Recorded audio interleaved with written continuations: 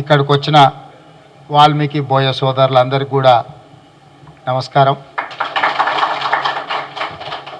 ముందు నుంచి వాల్మీకి బోయల పట్ల కాంగ్రెస్ పార్టీకి ప్రత్యేకమైన అభిమానం, ప్రత్యేకమైన కార్యాచరణ కాంగ్రెస్ పార్టీ ఉన్నప్పుడే అమలు జరిగింది. కర్ణాటక రాష్ట్రంలో ఈరోజు మీరు రిజర్వేషన్లు ఉన్నా అవి కాంగ్రెస్ పార్టీ ఇచ్చిన రిజర్వేషనే.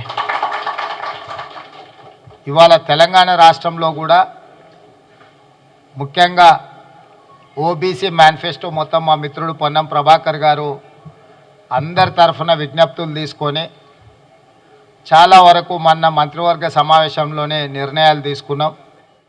ఇంకా కొన్ని నిర్ణయాలు తీసుకోవాల్సినవి ఉన్నాయి. ఇప్పుడు ఎన్నికల కోడ్ ఉంది కాబట్టి ఆ నిర్ణయాలు తీసుకోలేకపోయినాం. ఎన్నికల కోడ్ పూర్తయిన తర్వాత తప్పకుండా వాల్మీకి బోయల డిమాండ్స్ ఏవైతున్నాయో వాటిని పూర్తి స్థాయిలో ప్రభుత్వ పరంగా నిర్ణయం తీసుకొని వాల్మీకి బోయలకు సంక్షేమంలో, అభివృద్ధిలో, విద్యలో, ఉద్యోగాలలో, ఉపాధి పనులలో సముచితమైన స్థానం కల్పించే బాధ్యత కాంగ్రెస్ పార్టీ తీసుకుంటుందని చెప్పి మీకు అందరికీ తెలియజేస్తాను.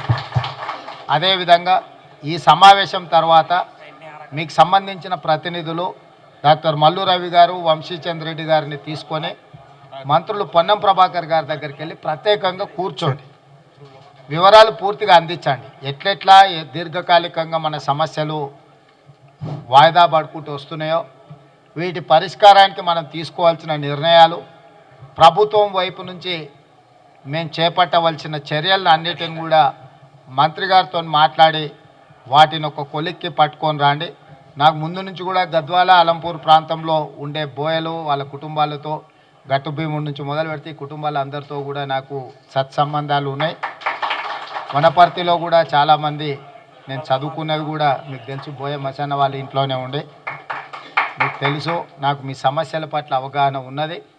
మీ సమస్యల్ని పరిష్కరించాలన్న సానుభూతి, ఆలోచన కూడా ప్రభుత్వానికి ఉన్నది. అయితే ఇక మీరు వాళ్ళను వీళ్ళను అటువైపు ఇటువైపు చూడకుండా 100% కాంగ్రెస్ పార్టీతో మీరు ఉండండి. మొన్నటి ఎన్నికలలో కొంచెం అట్లా కొంచెం ఇట్లా ఉన్నా మరి ఇవాళ ప్రభుత్వం కూడా వచ్చింది. అప్పుడు మీకు ఏదైనా కొంచెం ఏమైనా అనుమానం ఉండొచ్చు మనసులో, ప్రభుత్వం వస్తుందో రాదో, అందరం ఒక దిక్కుంటే పడవెక్కి మనం తెప్పెక్కి లోపలికి పోతే తెప్ప మునిగితే అందరం పోతామేమో అని మీకు ఏమన్నా అనుమానం ఉండేనేమో. ఇవాళ స్పష్టంగా మన ప్రభుత్వం వచ్చింది. 100 రోజుల్లో ఒక మంచి పరిపాలన మనం అందించినాం.